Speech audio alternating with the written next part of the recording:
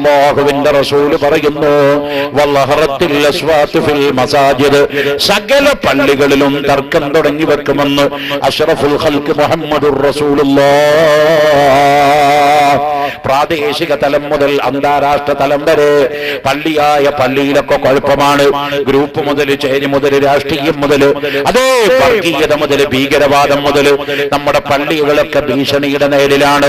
10,000 പള്ളികളാണ് കാശ്മീരിൽ ഗവൺമെന്റ് പൂട്ടി സീൽ വെച്ചിരിക്കുന്നതെങ്കിൽ 1000 ചില്ലാനം പള്ളികളാണ് ഡൽഹിയിൽ നമ്മുടെ സെൻട്രൽ ഗവൺമെന്റ് പൂട്ടി സീൽ വെച്ചിരിക്കുന്നതെങ്കിൽ അതേ ബൈത്തുൽ മുഖദ്ദസിന്റെ അടിഭാഗത്തുനിന്ന് സുലൈമാൻ നബിയുടെ മീസാങ്കല്ല് പിഴുതെറിഞ്ഞു. ബൈത്തുൽ മുഖദ്ദസ് ഉണ്ടാക്കിയ പ്രവാചകനാണ് സുലൈമാൻ നബി അലൈഹിസ്സലാം തങ്ങൾ.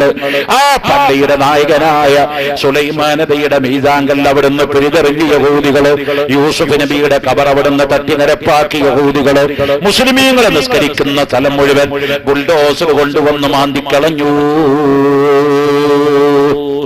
3 പള്ളികളിൽ 2ാം സ്ഥാനത്ത് നിൽക്കുന്ന ബൈത്തുൽ മുഖദ്ദസിന്റെ അവസ്ഥ അതാണെങ്കിൽ 1ാം സ്ഥാനത്ത് നിൽക്കുന്ന വിശുദ്ധ മക്ക, ആ മക്കയിലുള്ള വിശുദ്ധ കഅബ, ഇന്ന അവ്വല ബൈത്തിൻ വുദിയ ലിന്നാസി ലല്ലദീ ബിബക്കത മുബാറക, മനുഷ്യൻ ആരാധിക്കാൻ ഭൂമിയിൽ ആദ്യം അല്ലാഹു നിർമ്മിച്ച ഭവനമായ കഅബ, ആദ്യത്തെ പള്ളി അതാ, ആദ്യത്തെ ആരാധനാലയം അതാ.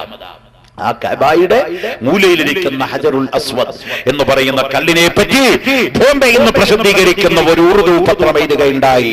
ആ മൂലയിലിരിക്കുന്ന ബ്ലാക്ക് സ്റ്റോൺ എന്ന് പറയുന്ന ഹജറുൽ അസ്വദ് അത് ശിവലിംഗമാണ്.